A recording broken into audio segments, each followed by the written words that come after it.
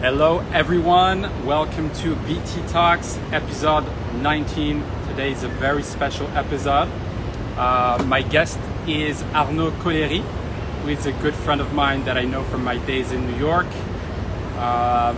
He is French American and actually a true global citizen. He's a chief happiness officer, he's a coach, and he does many things. He works in a tech world. He worked in the event space, so he'll tell you a little bit about himself and his journey to where he is right now. He recently moved back to France after 20 years abroad, so now he lives in Bordeaux. And I am in Miami. We moved at the same time, but I moved to Miami and he moved back to France in Bordeaux. But we're still connected, and this is going to be an exciting episode where we're going to talk about a lot of different things, very different from the other ones, not real estate related. We'll talk a little bit about real estate, but it's mainly going to be about happiness, resilience, coaching, entrepreneurship, and many interesting things. Here is Mr. Arnaud Collery.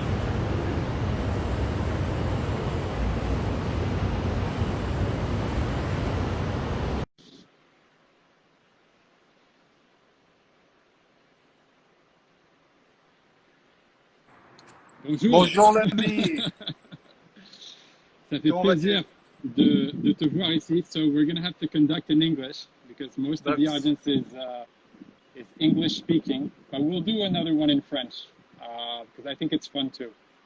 It's okay. I start study English 1 week ago. No problem. No. Let's go. So let me introduce you to Arnaud, and he can actually tell you about who he is, what he does, where he's at right now. But Arnaud is a good friend of mine. For many years, we know each other from New York. I helped him on Stand Up for Passion, which he launched, I believe, 6 or 7 years ago. Some very cool events that started in New York and that went around the world, even in Nepal, with some very, very good speakers to inspire others and people who have very interesting backgrounds. But Arnaud has worked in the tech space, in the event planning space, in finance, as an actor, as a director. He just did a lot of cool things. He's French American, but I would say also a global citizen. And he moved from New York back to France in Bordeaux at the same time as I moved from New York to Miami. So now I'm going to let it to Arnaud to introduce himself. And then we'll go on for a conversation about a variety of things, from happiness to resilience, to entrepreneurship, to coaching, to all these exciting things. So it's a very special episode. It's a little different from the other ones I do, which are usually more, towards real estate and Miami and all big cities. So Arnaud, please introduce yourself to people who don't know you. Thanks. And if I can make the parallel, I guess I'm about mental real estate. You're about commercial real estate and residential. I'm just about, how much space we have here, right? What is it to rent? What is it we have to take off? What sort of building we have to put in our mind? So I started my journey 25 years ago after some study in finance. And then I went to luxury business with Cartier in Japan. Was back in Europe for a while, working on investor relation in Brussels at the European Parliament. And then I moved 15 years ago or so to US, LA first, where I was for 7 years. I was an actor, comedian, screenwriters, everything. And then we moved to New York about 9 years ago or so, 9 years ago. Yeah. And then I was involved as a sort of a creativity coach in the tech space for a while and doing events between Japan and New York with the company called FrenchTuesday.com. Was very big in Miami as well, actually, all over the world. And then I decided to do my own event, but purpose, exactly like you mentioned. You helped me actually the first couple events. Yeah, and it was really rare the sort of friends like you that believe in our project at the time, right? So we did about 25 large-scale events around the world on inspiration, on what is it that you are, and how can you show more of who you are to the world? What is your story? What sort of mask you putting on all day? and what is the real mask, the real you, the real Arnaud, the real Benjamin. Yeah. So we've done that for April 2014. So yeah, 6.5 years. And we've done it in Geneva, Morocco, Aruba, many times, Canada, London, Tokyo, Nepal. And then from that, I built workshop, inspiring workshop around the world. And we did that in 25 countries. And now back to Bordeaux. I mean, back. I just It's a new choose city Bordeaux. for you. Yeah. I just choose. It's a new city. I just choose out of nowhere. It could have been Miami, but my wife is from, LA, and she didn't really want to. She wanted a new thing. So for many reasons we choose Bordeaux, and it's very nice. It's not as sunny as Miami, but beautiful city, and still involved in coaching and storytelling. But now we're developing a digital platform on soft skills, on how to teach people about empathy, about storytelling, about building your company like a tribe, and everything around this, on the interconnectivity, on how are we all connected and how everything makes sense, system thinking for HR, conscious leadership, servant leadership. Mm-hmm. That's what we do now.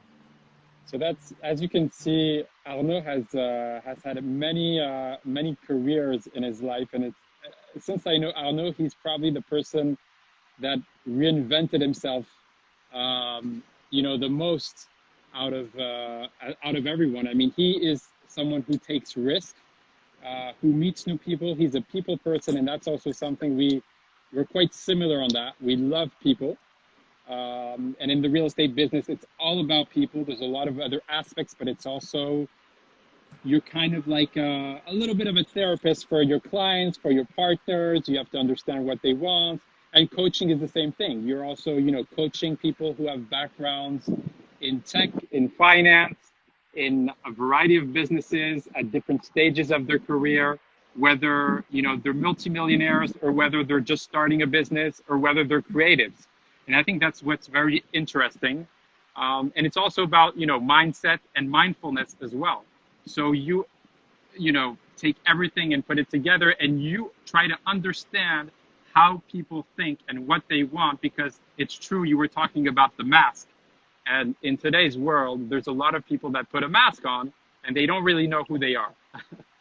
It's so can you tell a little bit about Stand Up for Passion? I think it's because that's a good point. So people who don't know Stand Up for Passion know exactly what it is and what you did. And I'm sure, you changed lives, and the kind of guests you had and the different places you went around the world, and then we'll continue on other things. Sure. So Stand Up for Passion started 6.5 years ago, 25 events across the world, as I mentioned, across the world. And what we did, we took 7 people, 7 minutes on stage, and we trained them for 3 to 4 weeks. Like one of them was your great friend Goldin. He did an amazing thing on he became a superstar. He became a superstar, and he said what we did with him was a great help with the rest of his career. So we had young men like him. We had an NGO in the Bronx at the time. Now he's super famous in doing real estate as well in New York. We had some of the top venture capitalists actually of New York City, people like John Frankel, people like Nihal Mehta. We had some of the best TED Talk speaker, like Sujani. We had some Nepal Bollywood actress. Yeah. We had some sumo in Japan. Akebono is one of the top sumo of all time. A lot of entrepreneur, a lot of tech entrepreneur. For those of you in New York, we had Mathieu Nouzaret, who's a French tech entrepreneur who had a very successful career. Yeah, who created Song Pop that was downloaded 150 million times on the. And my interest is, what was behind that success? What was the click, the moment where they transformed themselves? And they tell us what they don't tell usually on Bloomberg TV or CNBC or Fortune magazine, which is usually many times it was a drama, a crazy insightful moment in their life where they say, I have to change. I have no longer to be that version of myself, but now let's be fully myself and let's see what happens. And many times, a lot of time actually became their life, their true passion. So this is what we've been doing. And sometimes we had theme. So theme what could have been entrepreneurship, IT. The last event in New York we did in Google, at Google HQ, was happiness and AI. Our goal was to find 7 amazing entrepreneurs around the world who are both involved in happiness and artificial intelligence. And I really love that. So what we did, we had people from Dubai, people from India who flew to New York, from LA, from Toronto, from San Francisco, from Paris. Everything is available on youtube.com/stand up for passion. You can see the talk from New York and Nepal and everything else. But the goal was really to inspire people in the room to say, I can create my own story. Those people are no different than me. They just took the decision one time to commit to change and change. And they let us know, of course, how difficult it was. I mean, you mentioned that I changed my life so many times. Indeed, I reinvent myself so many times, and I'm doing it again in Bordeaux. And now I'm going fully tech. It's a startup. I'm recruiting team. I'm raising money. It's a new field. I mean, I worked around startup, but I've never been a tech CEO guy. It's a new life for me again. And I think what is interesting is that you lived in different countries, and it's hard to move a lot, to move around the world and adapt to adapting. I lived in Europe and in the US, and there's a adaptation time, but you lived in Asia, you lived in the Middle East, you lived in Europe, you lived in US, East Coast, West Coast. How did you, adapt to so many places and also to so many careers? Because I sit myself, prior real estate, I was doing a variety of other things, and I got into real estate 4 years ago in New York City. And a year ago, I transitioned to Miami, and there's a adaptation time. So what is your secret to adapting so many times? I think there's a few things there. One is I don't have the obsession to obtain and gain something in the short term, because I'm obsessed by one thing. I'm obsessed by experience, by living out a new life. I mean, I'm really excited that how many more life I'm gonna have before I go on the ground. I was telling you yesterday on the phone, I can't wait to live in Bali. I can't wait to live in Bhutan. I can't wait to live in Japan again, where I lived 4 years. So first is not to have this short-term material goal. It's never been one of my thing. So that I think that helped me a lot, because every time it took me about a year, just like you, every new industry, and I've changed 15 times. So 15 years of my life, I had to, go down the roads and start from nothing on the ground. And then the second year, usually it's working, right? I'm making money, things are fine, I'm up again, I have a new friends, I have a new community. So first is not short-term thing. 2 is really to follow my desire, not what people think it's good to do now, but what is it good for me to do now, giving who I am, my personality, giving my desire for the trajectory of life. Many people say, I can't do that, because I'm going to lose 1 year, 2 years, and I want to be there in 5 years. I'm like, most people, 90% of people, actually don't know where they want to be in 5 years. They don't truly know. It's based on what they see now. So I'm saying, decide on what you want to do now, what you really, really, really love now, and go after that. Go fully after that. And usually things happen. So this is how I decide to change industry. This is how I decide to change countries. Sometimes it was for a very specific goal. Sometimes it was for a very specific country. I'm giving you an example. I mean, I dream of going to Japan. I was 11 years old. And it took me 8 years, right? When I was 19 years old, of course, I couldn't have gone at 12 or 14 years old to find a grant to go to Japan. And it was the best year ever. And then I went back to Japan every 4 years to start a new business project. I was an event director for French Tuesday. I was a financial advisor at the time. At some point, I was an actor on commercial. And every time I would wait the new opportunity and to go back to Japan, spend 1 year, and then go back to a new country. Same thing with America, South Africa, for instance. I remember I really wanted to make a movie in South Africa. And then I'm like, one day it's like, the movie we could not get the financing, nothing was happening. And I'm like, is it really making a movie in South Africa, or is it just being in South Africa? I was like, okay, it was just to be in Cape Town for a few months. So I waited the right opportunity, and one day, and when I was a creativity coach in 2012 in LA, I had a stint to go work for a tech accelerator for 6 months in Cape Town.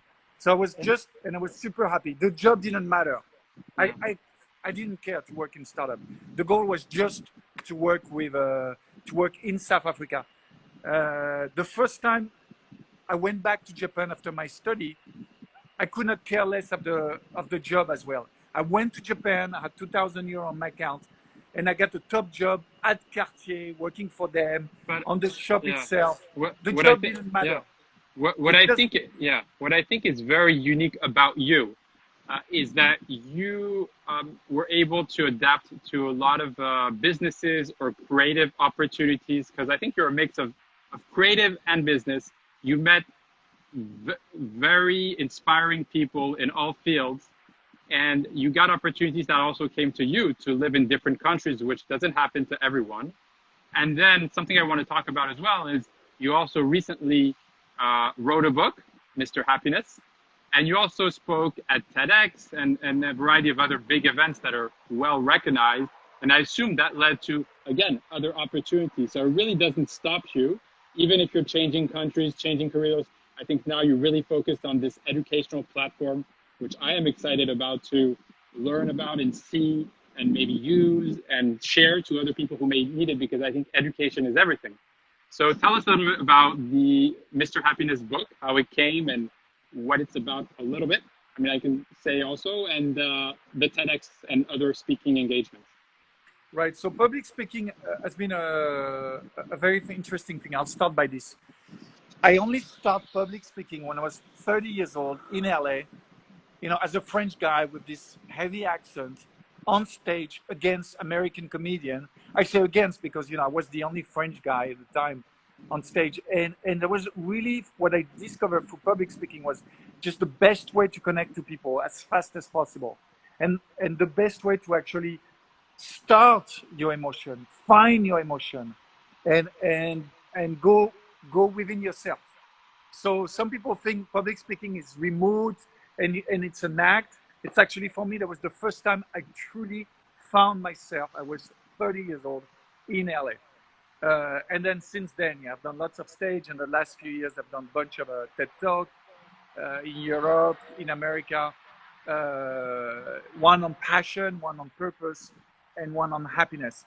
My book on happiness was released 3 years ago with Larousse Publishing in France. I'm supposed to write another book now, but I don't really have the time, on reinvention. And the book is also a funny story, just to show you. I really believe that things you really, really want to happen doesn't happen when you want, how you want, but will happen at some point. Mm-hmm. Yep. I wanted to be a writer 20 years ago. When I was 22 something, I was writing.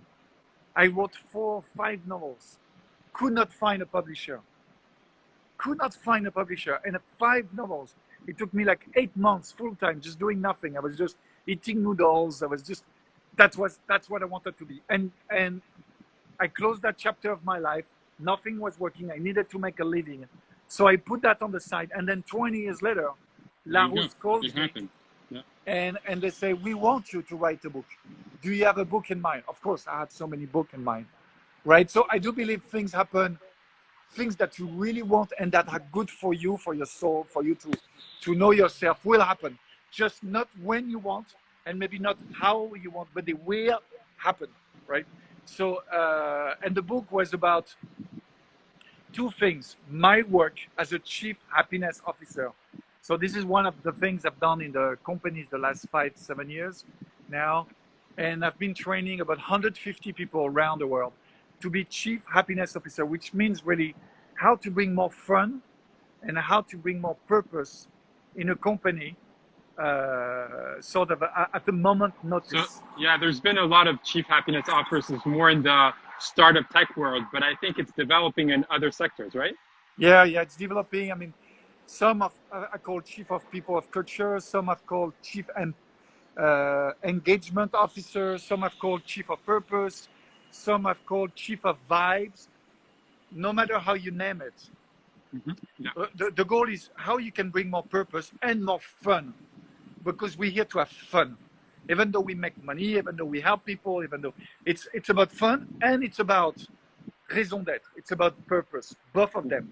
Both of many companies you go to, it's all about purpose, and it's very serious. You know, like when you work for NGOs and foundation, and then they don't laugh anymore. They don't have fun. And then some company, so I just have fun. They are having good time and they're making money, but then they lack purpose. So my goal is just to go in those companies and bring the purpose and bring joy when they don't have joy. So the two last questions I have: what do you recommend to people, regardless of the sector they're in, whether they're in startup tech, or in real estate, or in finance, or in a creative field? Do you have any recommendations for being happy at what they do? Right. I mean, they don't even need to search their purpose. I think just being in the right environment. But what do you recommend them to do in order to be happy every day in what they do, and be resilient too, because resilience is important. Right. So, and a word of caution, of course, because being happy for me is being real, right? Is being okay with your emotion. I'm not happy every day, and I tell everyone it's not because this is my work, right? I allow myself to be okay with my emotion.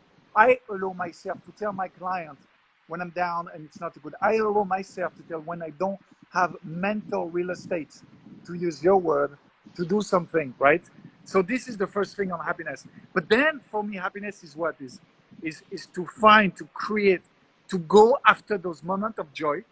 Yeah. And then when the suffering happen, or the hard time, because it happened to all of us, especially now, it's to find purpose.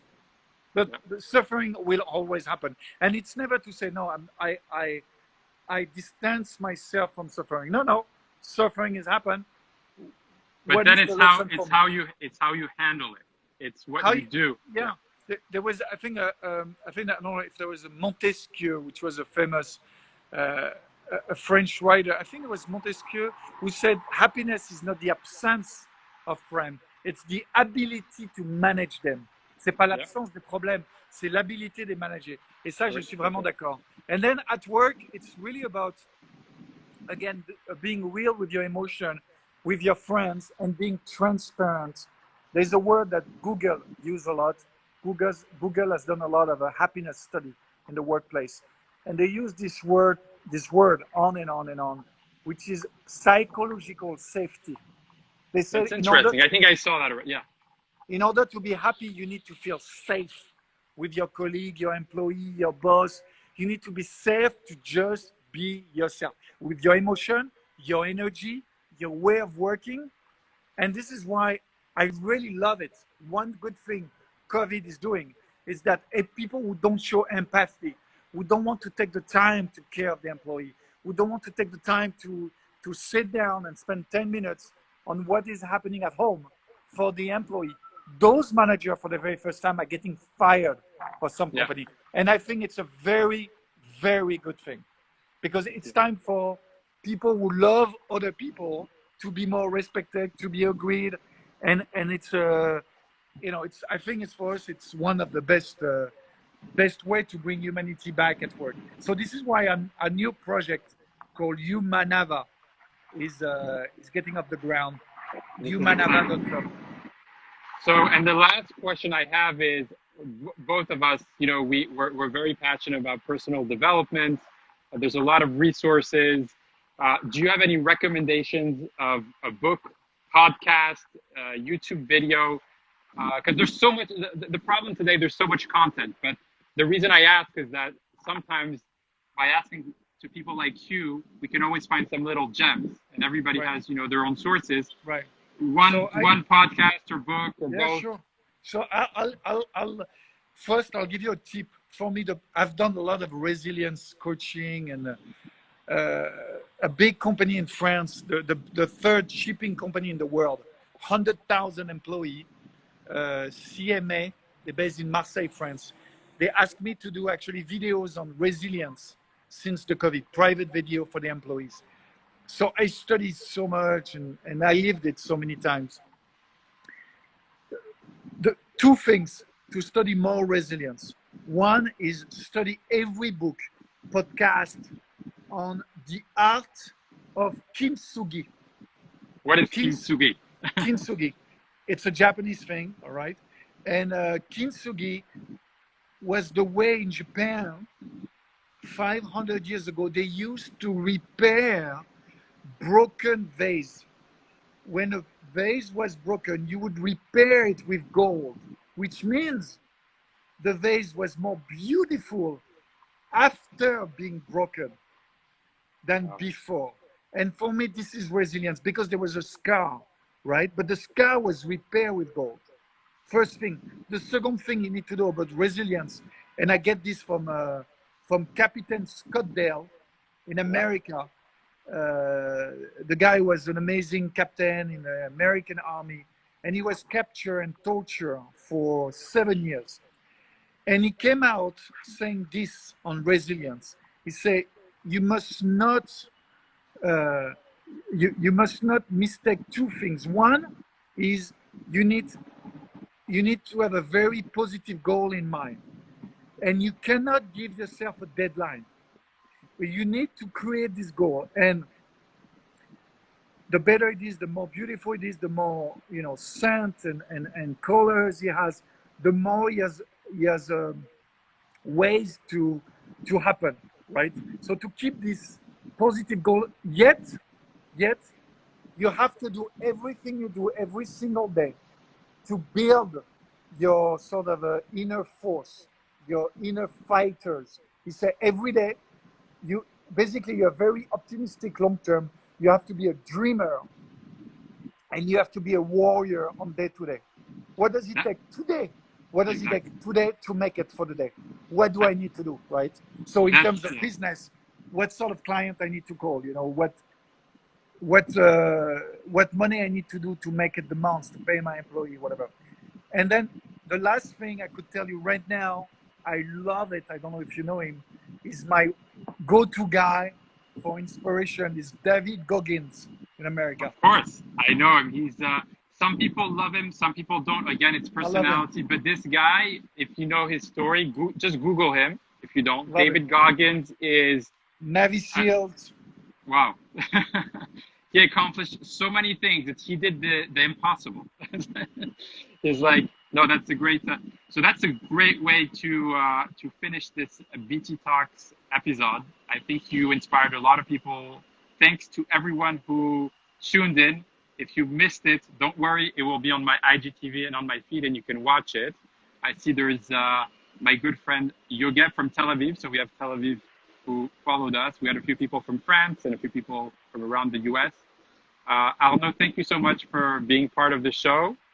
And if you don't know Arnaud, if you want to connect with him, just Google Arnaud Collery, Collery, and you can go. It'll go directly to his website, or you can find him on Facebook or Instagram or all the different platforms, and you'll get to learn what he does. You can also go on YouTube. You'll find different videos and speaking engagements he did. Very inspiring. He's a great guy. And if you need coaching, he's the guy. He's amazing. He just got the good vibe. But again, thank you so much, Arnaud. Thank you, everyone who tuned in. Yes. Benjamin, don't tell Raphael your girlfriend, but I love you. I love you too, Arnaud. I love you. Je t'aime. No, thank you so much. Thank you so much. I really appreciate it. Thank you, everyone who tuned in. And make sure to follow Arnaud. And everyone, have a fantastic rest of the day and weekend, wherever you are. Thank you.